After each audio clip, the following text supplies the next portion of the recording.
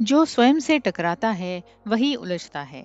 सामान्यतः मनुष्य अपने ही अनुभवों, भावनाओं और विचारों के साथ एक निरंतर टकराव में जीता है। जब मन में कोई नकारात्मक विचार आता है तो हम उसे दबाने लगते हैं। जब कोई भय या क्रोध उठता है तो हम उसे हटाना चाहते हैं। जब जीवन में कोई परिस्थिति हमारे अनुकूल नहीं होती तो हम उसके विरुद्ध खड़े हो जाते हैं। यह टकराव ही उलझन का मूल कारण है, क्योंकि इसमें हम अपने ही भीतर उठ रही वास्तविकता को अस्वीकार कर रहे होते हैं। स्वयं से टकराने का अर्थ है जो इस क्षण हमारे भीतर या जीवन में उपस्थित है उसके साथ संघर्ष करना। जैसे ही हम कहते हैं ऐसा नहीं होना चाहिए, हम एक आंतरिक द्वंद्व पैदा कर देते हैं। एक भाग कहता है यह है और दूसरा भाग कहता है यह नहीं होना चाहिए। यही द्वंद्व मन को थका देता है और व्यक्ति को उलझन में डाल देता है। अष्टावक्र गीता बताती है कि यह संघर्ष अनावश्यक है, क्योंकि इससे न तो स्थिति बदलती है और न ही शांति मिलती है, बल्कि उलझन और बढ़ जाती है। इसके विपरीत सहज स्वीकृति का अर्थ है जो है उसे बिना विरोध के देखना और स्वीकार करना। यह कोई हार मान लेना नहीं है, बल्कि वास्तविकता के साथ एक सीधा संपर्क है।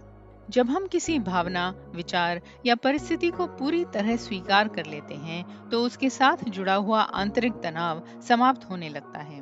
उदाहरण के लिए, यदि मन में क्रोध उठता है और हम उसे दबाने या सही ठहराने की बजाय केवल यह देख लें कि इस समय क्रोध है, तो अचानक उसके साथ जुड़ी हुई जकड़न ढीली पड़ने लगती है।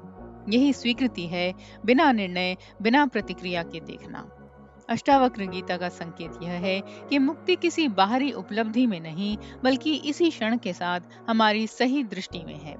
जब हम अपने ही अनुभवों से लड़ना छोड़ देते हैं, तब भीतर एक गहरी शांति प्रकट होती है। यह शांति इसलिए आती है क्योंकि अब कोई विभाजन नहीं रहता।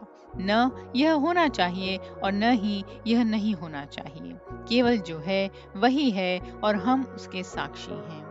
इस समझ का एक और पहलू यह भी है कि जब हम स्वयं को स्वीकार करते हैं, तब दूसरों के प्रति भी स्वीकृति सहज हो जाती है। अब हमें किसी को बदलने या नियंत्रित करने की आवश्यकता नहीं लगती। इससे संबंधों में भी सहजता और हल्कापन आता है। अंततः यह वाक्य हमें सिखाता है कि उलझन बाहर की परिस्थितियों में नहीं, बल्कि हमारे भीतर के संघर्ष में है। जैसे ही हम इस संघर्ष को छोड़कर सहज स्वीकृति में आ जाते हैं, मुक्ति अपने आप प्रकट हो जाती है। यही अष्टावक्र गीता का सार है। मुक्ति कहीं दूर नहीं, बल्कि इसी क्षण की स्वीकृति में छिपी हुई है।